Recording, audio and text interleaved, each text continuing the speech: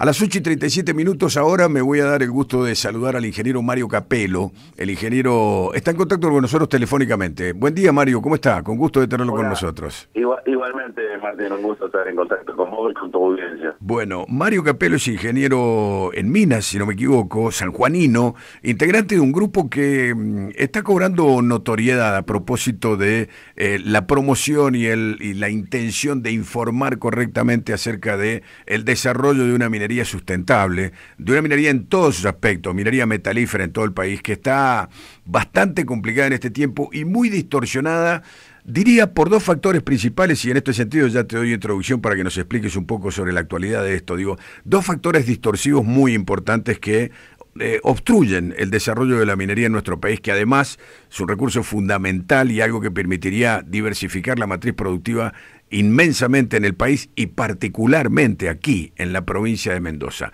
Uno es la pésima administración del tema que está llevando adelante el gobierno nacional, por un punto. Lo otro, que es mucho más permanente y quizás más complicado, es esa acción, diría, psicológica de difusión que desde ciertos sectores autopercibidos como ambientalistas siembran dudas, temores, difunden información que muchas veces no se contrasta con la realidad o es de dudoso origen, y esto pone, traba obstáculos para el desarrollo de esta cuestión. ¿Estoy presentándolo correctamente, Mario, o me equivoco en algo? Casi que ya no tendría que decir nada más. Bueno, disculpas por esto, pero bueno. No, muy bien, para la introducción es así como si vos, estos percibidos ambientalistas que trabajan con una bronca, con una furia, tratando de dejar a muchos mendocinos y argentinos, en el caso hablando de Mendoza, inmersos en una pobreza en la cual no pueden despegar. La minería es una industria lícita en todo el mundo, pero además, hablando de cuestiones ambientales, el planeta necesita desesperadamente de minerales. Claro. No se va a poder habitar el planeta Tierra si no se paran o no se detienen la generación de gases de efecto invernadero, que está produciendo un calentamiento global y cuyas consecuencias ya las empezamos a ver, como la vemos en Mendoza, la vemos en San Juan, que cada vez vamos a tener menos precipitaciones niveas, precipitaciones de nieve. Esto es una consecuencia directa del calentamiento global, y no detenerlo es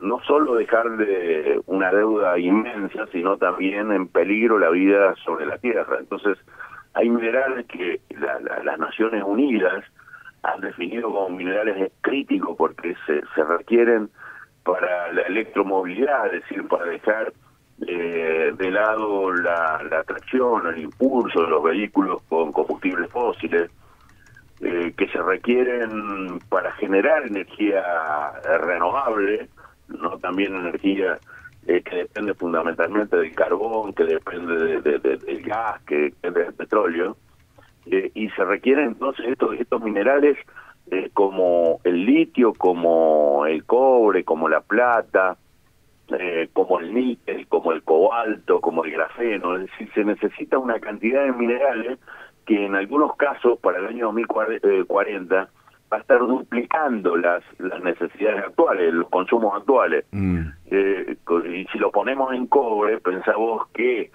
hoy cobre de mina, es decir, de que el primer productor mundial está del otro lado ahí de nuestra cordillera, que es Chile. Que es Chile, claro. Que se producen unos más de 20 millones de toneladas de cobre fino, porque el resto, para llegar a los 24 o 25 que se consumen, tiene que ver con el reciclado, pero se van a necesitar más de 40 millones de toneladas de cobre fino por año. Claro. Entonces, para esto, para dejar un planeta habitable. Claramente. Entonces, sería casi una especie de contradicción en este discurso ambientalista, ¿no? Que supone obstruir la minería porque la minería es contaminante y destruye el medio ambiente, y tu mensaje nos está diciendo que justamente la minería es la herramienta que necesitamos para preservar el ambiente.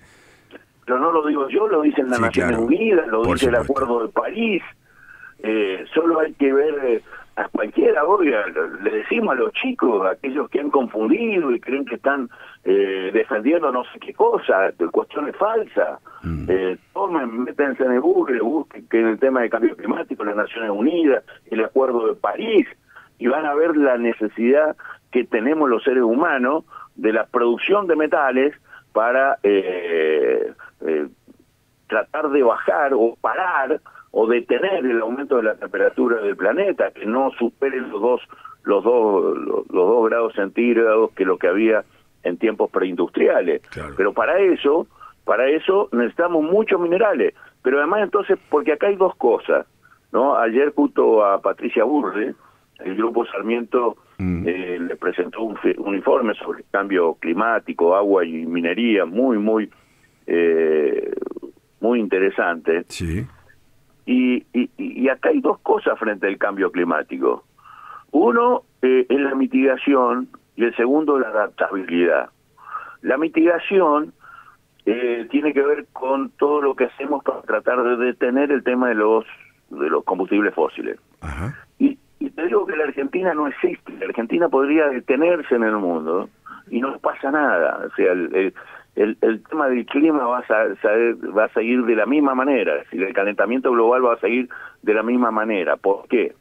Porque tenemos que Europa produce, esa Europa antiminera que asusa muchas veces, era, ¿no?, antiminera, porque ahora entraron a buscar los metales que claro, se negaban a buscar y aprovechar, pero que siempre estaba detrás del financiamiento de muchos grupos antimineros. Consume más o menos el 25% de los gases de efecto invernadero lo produce Europa. Claro. Otro 25% lo tiene Estados Unidos y otro 25% lo tiene China. Claro. Entonces digo, y Sudamérica, toda Sudamérica, genera el 3% de los gases de efecto invernadero que se producen en el planeta. ¿Y qué tiene que ver esto? ¿Qué quiere decir? Que yo emita o no emita, el cambio climático lo tengo igual, porque el cambio climático no es para Europa, para Estados Unidos, sí, claro, para es China, en todo el mundo, mundo, claramente. Ahora, y Argentina dentro de Europa, dentro de Sudamérica, ¿cuánto emite? El 0,5%. Argentina en este momento está emitiendo el 0,5% de los gases de efecto invernadero. Entonces, para mitigación... Lo cual, en ese sentido, Mario... Las pilas, fundamentalmente, sí, son Europa, Estados Unidos, China, fundamentalmente. Está claro. Decía... Perdón que te interrumpa, Mario, pero digo, este dato que das, que tiene que ver estrictamente con lo ambiental, es también un indicador del atraso en el que nosotros estamos, porque muestra la poca actividad industrial, la poca actividad productiva, digo, porque los efectos lo producen, yo qué sé, motores de combustión interna funcionando, las estaciones de ciclo combinado en la generación de electricidad, es decir, contaminamos poco porque producimos poco. ¿Esto sería así, más o menos? Pero yo, mira, me alegro mucho esta comunicación con vos, porque fuera de broma, hay muy pocos periodistas que comprenden esto. Vos lo comprendiste, lo tomaste al toque. Es así, no existimos. Mira, Argentina tiene, viste que el acuerdo de París tomó el tema de la disminución de los gases de efecto invernadero en todo el planeta, incluso Argentina. Sí. Bueno, Argentina ya alcanzó esos objetivos. Claro. Ya están alcanzados, pero porque no producimos nada, claro, porque no existimos. Pero cuando decimos esto, estamos diciendo que tenemos un 50% de pobres. Claro. Y los dos primeros, cuando hablamos de medio ambiente y de sostenibilidad, los dos primeros problemas que tienen los seres humanos, uno es la pobreza y el segundo es el hambre. Son los dos primeros objetivos, claro, para resolver al 2030, dentro de los 17 objetivos sostenibles de las Naciones Unidas. Entonces, sería bueno que los chicos y los jóvenes, en lugar de salir a hacer marcha, a pelear contra fantasmas y contra molinos de viento, nos ayuden y se preocupen para tratar de sacar a los comprovincianos, en este caso, a los compatriotas, de la pobreza, porque eso nos debería preocupar, eso nos debería doler el corazón, y no hacer como que eso no existe que esa gente está bien, está bárbara y tiene que seguir viviendo de una manera miserable. Claro. Y es ahí donde el otro efecto frente a la mitigación, no, la adaptabilidad. Nos tenemos que adaptar, las sociedades se tienen que adaptar al cambio climático. Y en ese sentido de adaptarnos, nosotros debemos tratar de brindarle y darle al mundo los metales que necesita la humanidad y que nos va a significar aquellos países que lo tienen, aquellos que lo aprovechan. Te decía que Europa empezó a mirar y a buscar litio, a buscar cobre, a empezar de nuevo a desarrollar la minería.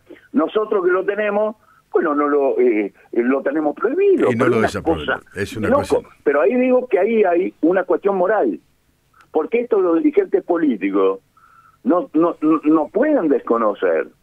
Esto está bien que aquellos que están peleando, que no tienen cómo llevar un plato o poner 2 platos de comida en su mesa. Bueno, lamentablemente se nos corta la comunicación. Vamos a ver si la podemos reconstituir, pero bueno, Hola, Mario, a ver si estás ahí. Sí. Perdón, se había interrumpido. Estabas hablando de la clase política. Digo, acá hay un punto central, ¿no? Y particularmente lo tenemos en Mendoza, donde este tema de la minería se ha transformado en un cable de alta tensión que nadie quiere tocar, ¿no? Tuvimos un proceso que cumplió con todos los requisitos que se pedían, amplios debates, fundamentos técnicos expresados a través de el claustro universitario, de los distintos grupos de interés, obviamente también espacio para los ambientalistas a que expresaran sus objeciones y sus cuestionamientos en este sentido. Se desarrolló todo ese proceso, se llegó al consenso, se sancionó una ley, la 9209, que modificaba la 7722, abriendo la puerta para el desarrollo de la minería, pero hubo algunas manifestaciones e inmediatamente se dio marcha atrás en un papelón histórico para la clase política mendocina en general, porque los mismos legisladores que habían aprobado la ley una semana más tarde, frente al griterío y al ruido en las calles por las manifestaciones de los ambientalistas, levantaron la mano para derogar esa misma ley. ¿Cómo hacemos para superar esa tara, diría, esa limitación que tenemos en nuestra clase política? ¿Cómo lo ves esa parte, Mario? Y yo creo que lo tienen que resolver ustedes, lo tienen que resolver la propia gente de Mendoza. Tienen que empezar a hacer una buena composición de lugar, hablar las cosas y decirlas como son. No son ambientalistas, son gente que a los gritos y como una especie de modernas montoneras que vienen arrasando todo, paran el progreso.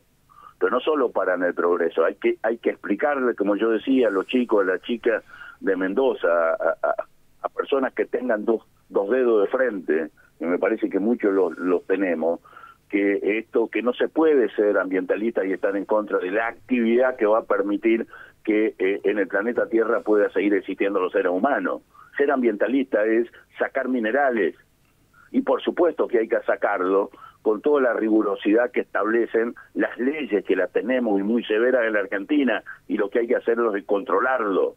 Y además el mundo lo está controlando, no solo nosotros, pero nosotros fundamentalmente, porque cada uno debe estar preocupado en su propio territorio. Pero hay que abandonar los miedos y hay que abandonar el populismo. El populismo nos trajo hasta acá, a este gran país que lo estamos destrozando. Porque yo digo, ¿qué es un país destrozado si no es un país donde la mitad de nuestros compatriotas son pobres? ¿Cómo yo voy a estar indiferente frente a eso? ¿Cómo yo voy a estar haciendo marchas para que siga habiendo pobres en Mendoza? Porque en definitiva esas marchas, que ustedes conocen mejor que yo, cómo fueron, quiénes estaban en la organización, quiénes incentivaron a que la gente se mueva, fueron eso. Eran mendocinos que se paraban y le decían a otros mendocinos, vos no vas a tener un buen empleo, vos no tenés derecho a tener un buen empleo, porque todo lo que decían ellos que iba a pasar no pasa en ningún lugar del mundo, vos lo dijiste muy bien. Entonces, si no pasa en ningún lugar del mundo, yo creo que la política, esto le decíamos ayer a Patricia Burri, y lo estamos concluyendo en un grupo de desarrollo que estamos con Oscar Aguad, Daniel Montanamá, etcétera, etcétera. La política se alejó de la ciencia. Claro. Gobernar es también hacerlo por los principios de la ciencia. A Joe Biden, cuando asumió la presidencia de Estados Unidos, le preguntaron, ¿qué va a hacer usted frente a el cambio climático? Y dijo, voy a hacer lo que la ciencia me indique. ¿Y por qué no hacen entonces en la Argentina lo que la ciencia indica y se dejan de hablar estupideces, digamos, como hizo una conocida ingeniera química de la UNCUYO, que salió a decir, y claro, la gente cómo no se va a asustar, que en San Juan se habían contaminado 5 ríos? Yo no sé cómo no perdieron el título, porque decir hacer terrorismo metiendo miedo, porque el miedo es paralizante, el miedo nos impide hacer lo que tenemos que hacer, digo, cuando en realidad los valores que tomaban del río de San Juan eran los valores naturales que permanentemente traía el río durante toda su historia, con alto contenido de arsénico, con alto contenido de boro, con alto contenido de magnesio. Entonces digo, no se puede tener tanta maldad, no se puede odiar tanto a los otros seres humanos, porque en definitiva, esta es una el mal, como dice Dawkins, el mal no está solo cuando vemos los eventos extremos como una guerra. Claro. El mal está en el día a día, en la cuestión cotidiana. Cuando ignoramos, no somos capaces de hacer empatía y ponernos en el lugar de los que están ya casi sin esperanza y con una calidad de vida que les cuesta hasta comer. En ese lugar hay que ponerse. Está claro. Para ver entonces, ¿por qué yo impido que esa gente que está tan mal pueda tener de una industria lícita, una industria que el ambiente, el medio ambiente del mundo, que está reclamando las Naciones Unidas, el Acuerdo de París, que se ha firmado recientemente y que ha firmado la Argentina y han firmado 136 países más Europa? Digo, no, ¿por qué nos vamos a oponer? ¿En nombre de qué? ¿Del ambientalismo? Vos lo dijiste.